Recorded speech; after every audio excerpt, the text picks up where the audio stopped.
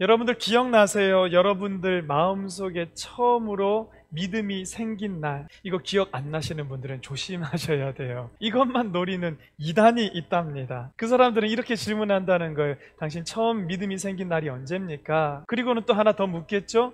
당신 구원받은 날은 또 언제입니까?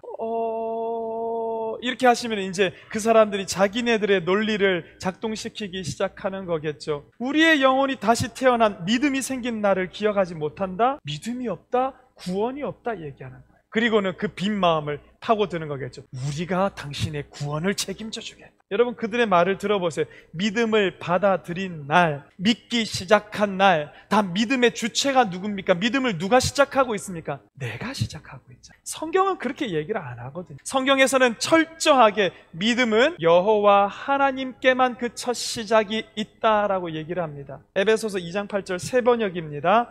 여러분은 믿음을 통하여 은혜로 구원을 받았습니다. 이것은 여러분에게서 난 것이 아니요 하나님의 선물이래요. 여러분, 선물이기 때문에 어떤 사람은 이 선물 받은 날을 정확하게 기억하는 사람도 있을지 몰라요. 여러분, 공통적인 한 가지 명제는 뭐냐 하면 이 믿음이라는 것은 전적으로 하나님으로부터 받은 선물이다라는 것에는 이견이 없다라는 말이에요. 우리가 믿음에 대해서 오해하기 시작하는 부분이 바로 이 지점입니다.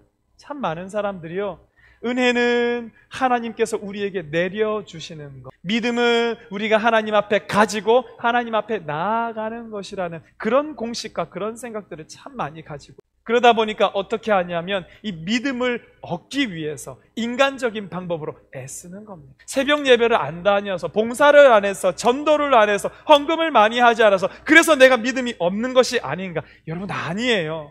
우리의 노력으로 얻어지는 것은 결코 믿음이 될 수가 없다라는 것입니다. 그렇기 때문에 하나님은 말씀하시죠. 믿음은 전적인 하나님의 은혜요, 믿음은 온전히 하나님께서 우리에게 허락하시는 것이다. 왜 이렇게 믿음 얘기를 하냐고요? 오늘 우리 본문 읽었지 않습니까? 이 아브라함을 하나님께서 처음에 부르시던 그 순간을 통해서 하나님께서 도대체 우리에게 믿음을 무엇이라고 말씀하시는가? 믿음을 주신다라고 하시는데 그 믿음을 받은 자들은 어떤 반응을 보여야 하는가? 오늘 이 말씀을 통해서 참 믿음, 바른 믿음을 받으시는 저와 여러분 되시기를 주님 이름으로 축원합니다. 창세기 11장 31절입니다. 데라가 아브라함의 아버지거든요. 데라로부터 시작된다는 거예요. 데라가 그 아들 아브라함과 하란의 아들인 그의 손자 롯과 그의 며느리 아브라함의 아내 사레를 데리고 갈대아인의 우르를 떠나 가나안 땅으로 가고자 하더니 하란에 이르러 거기 거류하였으며. 여러분, 오늘 성경에서는 그 시작을 데라로부터 찾고 있다는 거예요. 아브라함이 부름받은 줄 알았는데 데라가 부름받았나? 여러분, 아브라함만 불렀든지 아니면 아브라함과 데라를 둘 다 불렀든지 공통적인 변하지 않는 사실 하나는 뭐냐 하면 하나님께서 이 두 사람 모두에게 믿음을 주셨다라는 것은 변하지 않아요.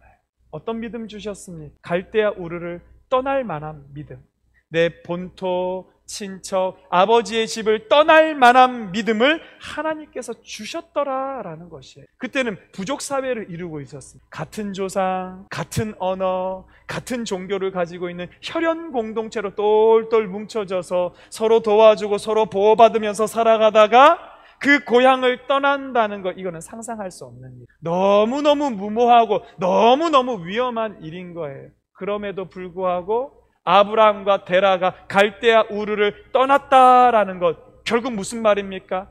하나님께서 이 두 사람에게 그 땅을 떠날 만한 믿음을 허락해 주셨더라라는 것입니다. 여러분, 믿음은 하나님께서 우리에게 주시는 것입니다. 할렐루야.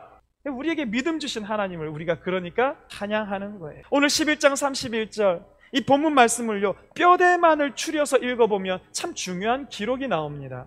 이르러 거기 거류하였으며. 성경에 나오는 단어 중에 어디 머물러 산다라는 게 크게 두 개가 나옵니다. 하나는 우거하다, 이건 주로 나그네에게 쓰는 말입니다. 오늘 성경에 나오는 거류하다라는 말은 좀 뜻이 달라요. 정착해 있는 겁니다. 떠날 마음이 없는 겁니다. 몸도 마음도 여기에 살겠다 생각하고 발을 붙이고 살아가는 것을 거류하다라고 얘기를 하고 있습니다. 데라가요, 하나님께서 믿음 주셔서 갈대아 우르를 떠나서 가나안 땅을 향해 출발했었던 데라가, 그런데 왜 이 하란이라는 곳에 와서 거기에 정착해 버렸을까? 거기에 거류하게 되었을까? 지도 한번 보십시오. 이 갈대아 우르라는 곳에서 하란 땅까지 직선거리로는 약 1000km 정도, 길을 따라가면 1500km에 달하는 굉장히 먼 길입니다. 저 길을 지금 데라가 자기 일가를 이끌고 갔어요. 하란에서 가나안 땅까지 가는 길은요, 이제까지 왔던 길에 비하면 절반 정도밖에 안 되는 길입니다. 쉽게 갈 수 있었을 것 같은데 왜 데라는 저 하란에 머물러서 거류하고 정착하게 되었을까?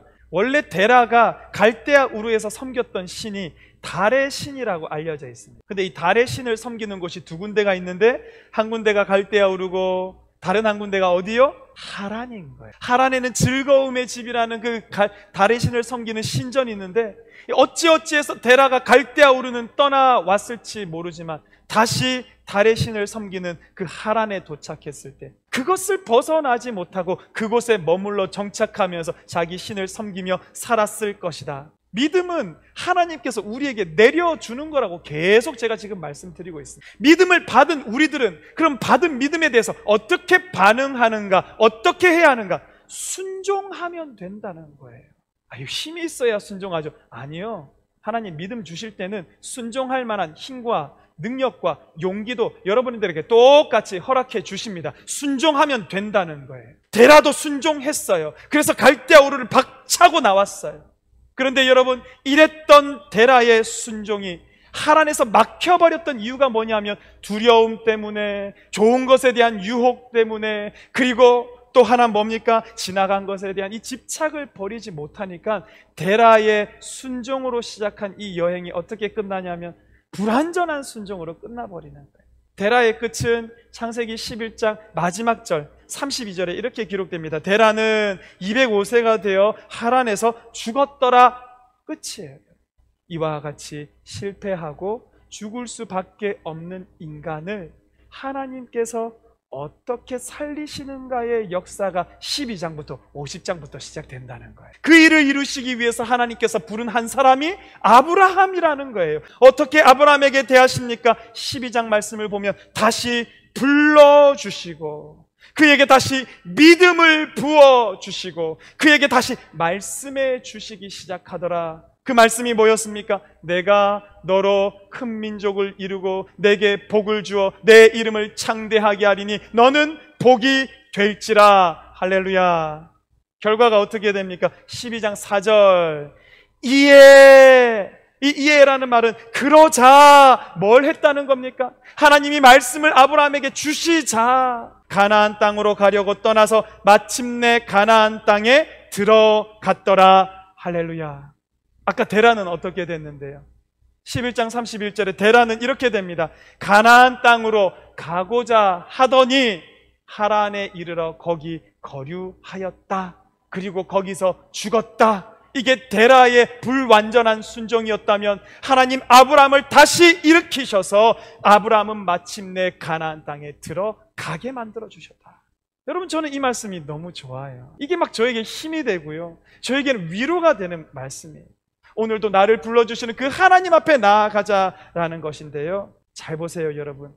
마침내 가나안 땅에 들어갔다라는 말의 의미는 갈대아 우르에서 출발해서 하란을 거쳐서 이 가나안 땅에 이르기까지 모든 여정 속에서 하나님께서 아브라함에게 믿음을 주시고 순종함으로 여기까지 오게 만드셨던 그 하나님께서 이제 이 가나안에서부터 남아있는 아브라함의 전생에도 마찬가지 믿음을 주시고 순종함으로 말미암아 살아가게 하시는 하나님이 된다라는 것에 대한 약속이 바로 이 말, 마침내 가나안 땅에 들어갔다라는 말 속에 묻어 있더라라는 거예요.